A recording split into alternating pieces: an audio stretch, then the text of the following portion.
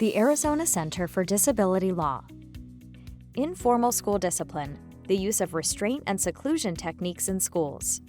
Restraint and seclusion are techniques that schools use to intervene when students engage in behavior that may harm themselves or others. Under Arizona law, restraint means any method that immobilizes or reduces the ability of a pupil to move the pupil's torso, arms, legs, or head freely, including physical force or mechanical devices. Seclusion means the involuntary confinement of a pupil alone in a room from which egress is prevented.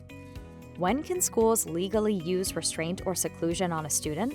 A school can legally use restraint or seclusion on a student when both of these are true. The student's behavior presents an imminent danger of bodily harm to the student or others, and less restrictive interventions appear insufficient to reduce the imminent danger of bodily harm.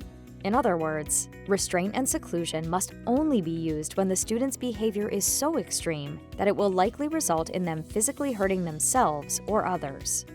Restraint or seclusion techniques cannot be used as a punishment for past behavior, to manage non-dangerous behaviors such as shouting or refusing to follow directions, or once the danger has passed. For example, if the student already threw an object at or punched someone but is not trying to do so anymore, then the school could not legally use restraint or seclusion. What guidelines must schools follow when using restraint and seclusion techniques? When the circumstances are appropriate for the use of restraint or seclusion, schools must follow these guidelines. Keep constant eyes on the student. End the restraint or seclusion as soon as the student's behavior no longer presents an imminent danger. Permit only trained personnel to use these techniques, and only use restraint and seclusion techniques that match the student's age and size. Must schools report incidents of restraint and seclusion to the child's parents? Yes. After the school uses either a restraint or a seclusion technique on a student, it must follow these reporting and documentation procedures. 1. Notify the student's parent or guardian within 24 hours of the incident. 2. Provide the student's parent or guardian with certain details about the incident within a reasonable time following the incident. And 3.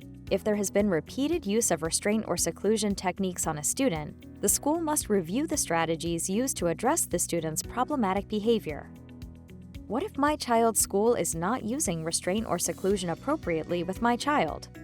A recent court decision held that Arizona's restraint and seclusion law gives parents the right to file a civil lawsuit against a school if the school fails to follow the reporting requirements laid out in the law. But if a parent wishes to complain about when and how restraints and seclusion are being used, they must first consider routes other than filing a lawsuit, such as requesting a reevaluation, functional behavior assessment, or behavior intervention plan, filing a complaint with the U.S. Department of Education's Office for Civil Rights, filing a police report, using IDEA dispute resolution procedures to challenge denial of free appropriate public education, and/or filing a personal injury lawsuit. For additional information and resources about school discipline of students with disabilities, please visit ACDL's website at azdisabilitylaw.org. Funding for this video provided by the Arizona Developmental Disabilities Planning Council.